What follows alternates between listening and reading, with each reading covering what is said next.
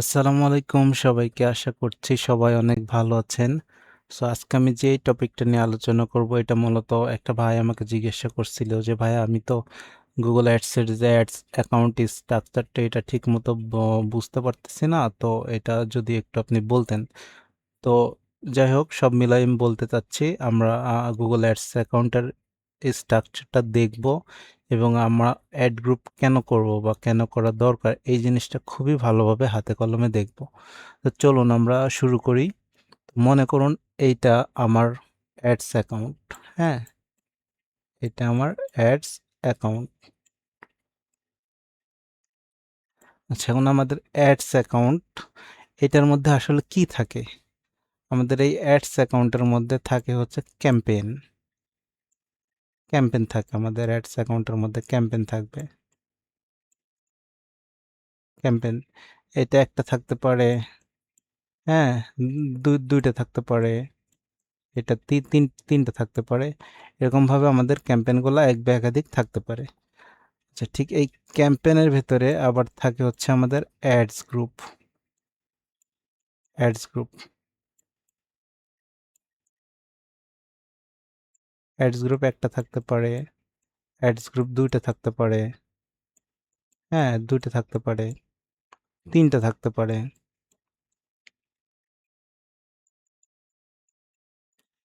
তাহলে আমাদের অ্যাডস অ্যাকাউন্টের মধ্যে থাকবে কি? ক্যাম্পেইন। আর আমাদের ক্যাম্পেইনের মধ্যে থাকবে আবার অ্যাডস গ্রুপ। আবার এই অ্যাডস গ্রুপের মধ্যে আমাদের থাকে অ্যাডস। অ্যাডস অ্যাডস একটা থাকতে পারে, দুইটা থাকতে পারে, তিনটা থাকতে পারে। অ্যাডস থাকবে। তাহলে অ্যাডস গ্রুপের পরে আমাদের থাকবে অ্যাডস। আচ্ছা, এতটুকু আমরা বুঝলাম। আমরা তাহলে এখন কি বুঝলাম? যে আমাদের একটা অ্যাড অ্যাকাউন্টের মধ্যে থাকবে ক্যাম্পেইন। ক্যাম্পেইন থাকবে। তারপরে কি থাকবে? Add group. Add group. তারপরে কি থাকবে? অ্যাডস। আচ্ছা, এভাবে থাকবে। হুম, তো এখন প্রশ্ন হচ্ছে যে তাহলে আমরা তো একটা ক্যাম্পেইন করলামই, তো অ্যাড গ্রুপটা কেন করব? আপনি যখন একটা ক্যাম্পেইন ক্রিয়েট করেন আসলে তখনই বাই ডিফল্ট অ্যাড গ্রুপ একটা ক্রিয়েট হয়ে যায়। তো আমরা যে অনেকগুলো আরো যে অ্যাড গ্রুপ থাকে, হ্যাঁ, অনেকগুলো যে অ্যাড গ্রুপ থাকে, এই অ্যাড গ্রুপটা গুলা কেন করব? কিসের জন্য করব? তো এইখানেই কিন্তু প্রশ্ন আসে আমাদের কোয়ালিটি স্কোরের। আমরা একটু বিস্তারিত যদি বুঝি যে আমাদের কোয়ালিটি স্কোর, এখানে এই প্রশ্নটা আসে অ্যাড গ্রুপের যে কোয়ালিটি স্কোর। তা আমরা জানি যে আমাদের কোয়ালিটি স্কোর যে বাড়ানোর যে তিনটা মেজর ফ্যাক্টর, এইটা আহ, এক নম্বর ফ্যাক্টর হচ্ছে আমাদের অ্যাড রিলেভেন্সি। Ad relevancy.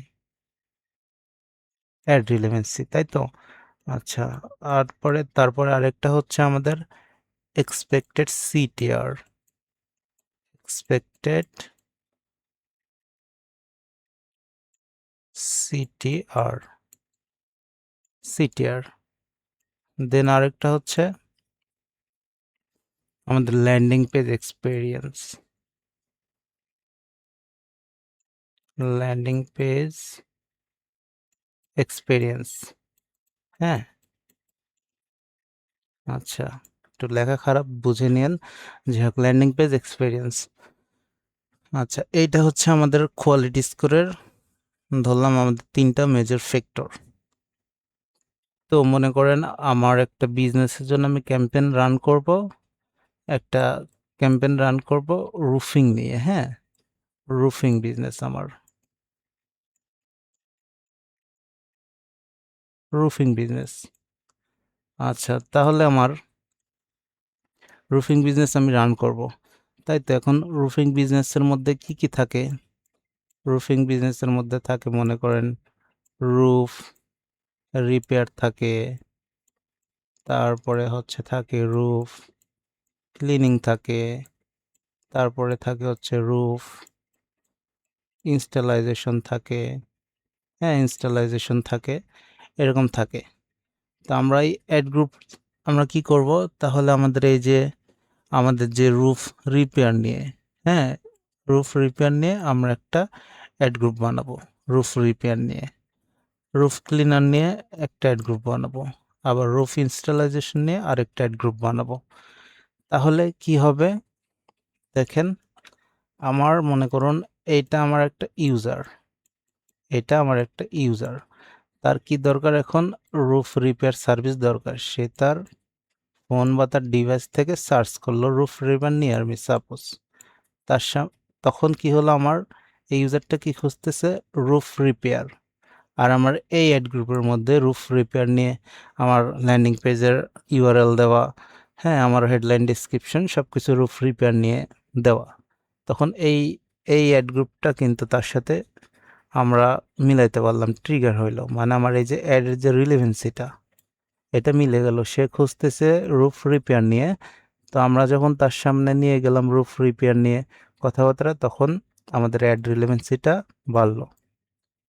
ঠিক আছে, সেমভাবে মনে করুন আরেকটা ইউজার, সে সার্চ করলো তার রুফিং ক্লিনার দরকার, এই যে রুফিং ক্লিনার আমাদের এই অ্যাড গ্রুপে আছে, তখন কিন্তু তার সামনে আমরা রুফিং ক্লিনিং নিয়ে যে আমাদের পেজটা বা সার্ভিসটা সেটা আমাদের অ্যাডে দেখাইতে পারলাম, শো করাইতে পারলাম।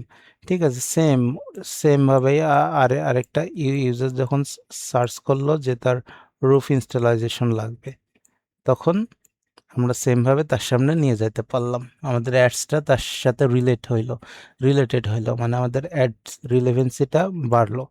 ঠিক আছে, তাহলে আমাদের অ্যাড রিলেভেন্সিটা বাড়লো যখন এই ইউজার যখন সার্চ করলো, সার্চ করে যখন আমার অ্যাডসটা দেখলো যে আমাদের রুফিং, এই ইউজার কি চায়? রুফ রিপেয়ার চায়। ঠিক আছে, এই ইউজার রুফ রিপেয়ার চায়।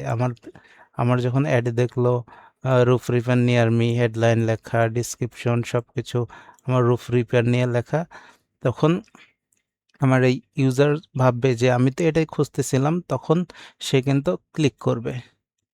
ক্লিক করলেই কিন্তু আমার যে এক্সপেক্টেড সিটিআর এটা কিন্তু বাড়বে।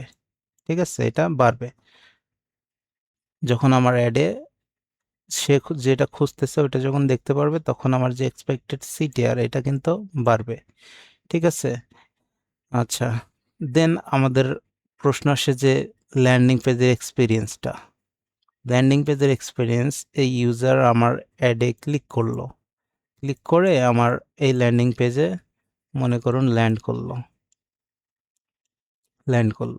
ল্যান্ড করার পরে সে খুঁজতেছে রুফ রিপেয়ার, হ্যাঁ, কথাবার্তা আছে, এখানে একটা সুন্দর ক্লিক টু অ্যাকশন আছে, call to action, phone number আছে, এখানে একটা লিড ফর্ম আছে।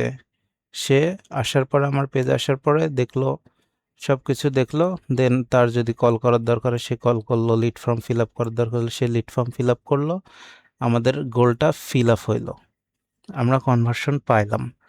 কিন্তু আবার যদি আমাদের এই ল্যান্ডিং পেজের এক্সপিরিয়েন্সটা যদি খারাপ হয়, মনে করুন আমার আরেকটা ল্যান্ডিং পেজ, এখানে মনে করুন রুফ রিপেয়ার নিয়ে যাই হোক কথাবার্তা আছে, এখানে একটা ফোন নাম্বার আছে, তাও ক্লিকেবল না, বা কালার বোঝাই যাচ্ছে না, খুঁজতে হচ্ছে কাস্টমারের।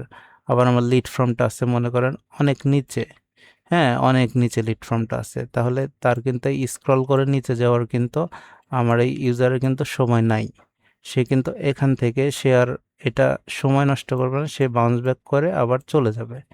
ঠিক আছে, তো ল্যান্ডিং পেজের এক্সপিরিয়েন্সটা ভালো হইতে হবে, ওয়েল অপটিমাইজ হইতে হবে, কল টু অ্যাকশন বাটনগুলো পজিশন মতো থাকতে হবে, লিড ফর্মটা পজিশন মতো থাকতে হবে। আবার এই ল্যান্ডিং পেজের জন্য কিন্তু অনেক কিছু ফ্যাক্টর করে, যেমন আপনার ল্যান্ডিং পেজের পেজ স্পিড কেমন, হ্যাঁ, পেজ স্পিড কেমন, আবার আপনার কালার কম্বিনেশন, আপনার কল টু অ্যাকশন বাটনগুলো, হ্যাঁ, পজিশন ঠিক আছে নাকি, সবগুলা বিষয় ফ্যাক্টর করে। তো এই হচ্ছে অবস্থা, কারণ আপনার যখন আপনার অ্যাডটা আপনার ইউজারের সাথে রিলেভেন্স হবে, তখনই তো আপনার ইউজারটা ক্লিক করবে, তাই না? ক্লিক করলে দিন শেষে আমাদের তো ল্যান্ডিং পেজে নিয়ে আসা লাগবে, কারণ আমাদের কি সার্ভিস দিচ্ছে, আমার ল্যান্ডিং পেজে কি আছে, সেই ইউজারটা যদি নাই আসে তাহলে তো দেখতে পারবে না। আবার আসার পরে যদি সে লিড ফর্ম ফিল আপ করবে, লিড ফর্মে খুঁজে পাচ্ছে না, কল দেবে কল বাটনে খুঁজে পাচ্ছে না, বা এমন কালার দিয়ে রাখছেন কালার বোঝাই যাচ্ছে না, ক্লিকেবল না, তাহলে কিন্তু সে চলে যাবে। ঠিক আছে, তাহলে কিন্তু সে চলে যাবে। তো এইটা হচ্ছে এই জন্য আমাদের এই অ্যাড গ্রুপের আলোচনার মধ্যে আমাদের কোয়ালিটি স্কোরটা চলে আসে। আচ্ছা, তো এইভাবে আসলে এগুলা কাজ করে। তো আমরা যে কোনো বিজনেস যখন আমরা রান করব তখন আমাদের আগে বুঝতে হবে, ভাগ করতে হবে আমাদের যে অ্যাড গ্রুপগুলা কি কি হইতে পারে।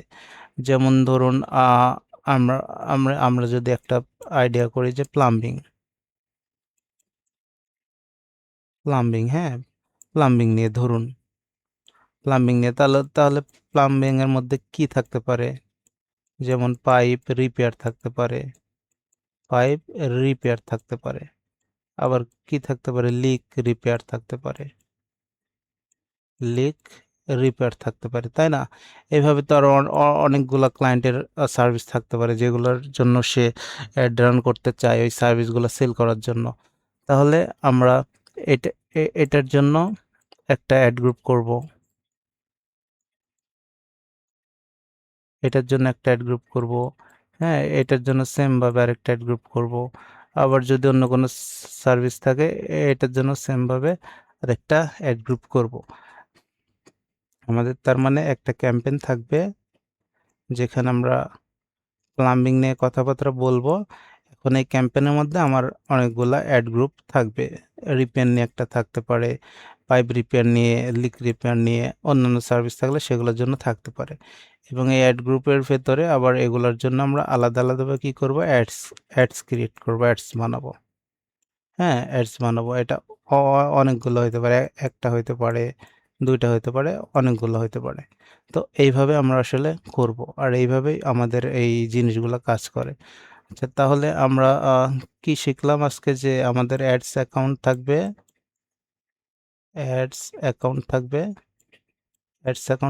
এবং এই অ্যাডস অ্যাকাউন্টের মধ্যে কি থাকবে? ক্যাম্পেইন থাকবে, অনেকগুলো ক্যাম্পেইন থাকতে পারে, ঠিক আছে? আবার এই ক্যাম্পেইনের মধ্যে কি থাকবে? অ্যাড গ্রুপ থাকবে। আবার এই অ্যাড গ্রুপের মধ্যে থাকবে অ্যাডস থাকবে, ঠিক আছে? এইভাবে একটার পর একটা যদি আমরা মনে রাখতে পারি, এইভাবে আসলে কাজ করে। আমরা অ্যাড গ্রুপ যখন করব তখন আমাদের কি সার্ভিসের মধ্যে কয়টা ক্যাটাগরি আছে বা কি কি সার্ভিস আছে সেগুলো আমাদের পার্ট করে আমাদের এই অ্যাড গ্রুপগুলো করব। তো এইভাবে যদি আমরা অ্যাড গ্রুপগুলো করি তাহলে আমাদের কোয়ালিটি স্কোরটা কিন্তু বাড়বে। হুম, এই হচ্ছে টোটাল মেকানিজম। তো ধন্যবাদ সবাইকে। আশা করছি এটা সহজে বুঝতে পারবে অনেকে। আসসালামু আলাইকুম।